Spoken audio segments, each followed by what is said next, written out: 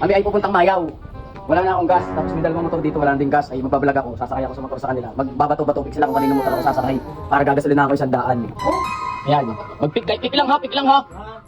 Mamaya ha. Pick lang ha. Mamaya, wait lang. Okay. Oh, dito ako sasakay. Boy. Tupa. Magbablog kami. Pupunta kami Mayaw, mangunga kami ng kawayan. Para sa kulungan ng baboy. Kulungan ng bangkal lang. Ito, bangkal lang.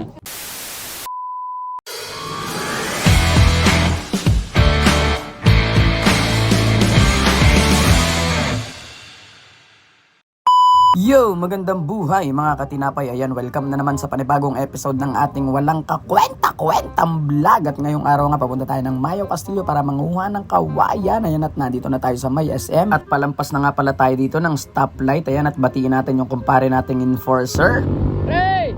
Ayun, at diretso na nga pala tayo dito papunta ng Mayaw Castillo. Ayan, sa lahat po ng mga magtatanong kung bakit sa Mayaw Castillo pa tayo kukuha ng kawayan, di na lang tayo bumili. Dahil yung isang kasama po namin na kumpare namin ay doon nakatira sa Mayaw Castillo. Meron silang kawayan nandun, kaya doon kami kukuha ng kawayan para libre na nga naman ang kawayan panggawa ng kulungan ng manok. Ayan, at nandito na nga pala tayo, lumampas na tayo ng Riles at dito na nga pala tayo kumaliwa, pumunta na nga pala sa kanila. Ayan, malapit na nga pala tayo sa nila. Ayan, dahil nandito na tayo sa part ng Riles, maglalakad na lang tayo dyan guys papunta doon, pero magpa-park muna tayo.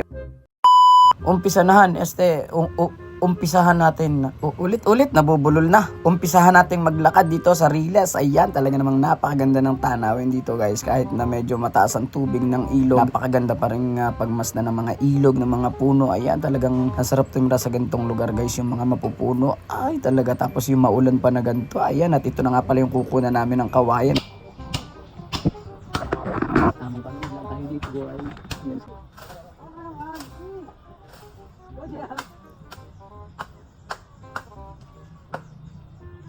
Hilahin yung dalawa, liklik.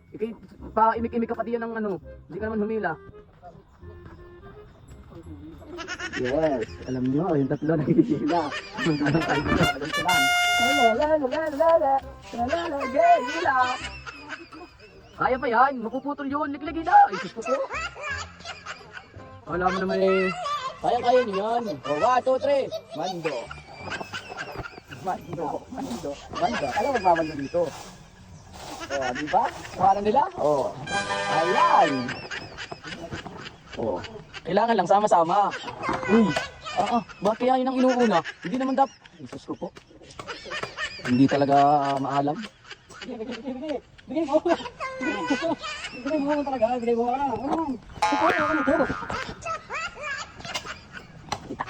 Itak-tak mo. Itak-tak mo.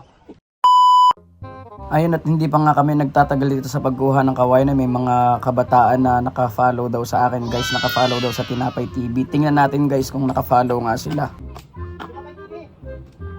Tinapay TV. Oh. Tinapay TV, parang TV. Patingin kung naka-follow. Pag naka-follow kayo sa akin, meron kayong 100 pesos. Galing sa puso ng Tinapay TV. Isang cellphone, isang follow. 100. Wow. Pag naka-follow, 100 pesos. May mga bata na pupunta dito.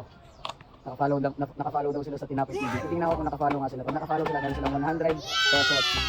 Patingin! Dito yung mga bata. Naka-follow daw sila sa akin. Tingnan natin. Pag naka-follow kayo, meron kayong 100 pesos. Patingin nga. Ito po ba yun? Oh, naka-follow nga sila guys sa akin. Oh. Tinapay TV. Following. Ilan cellphone? Isa lang? Bibigyan natin sila ng 100 pesos para sa kanilang award, para sa pag-follow. Sino nakapakan ng cellphone yun?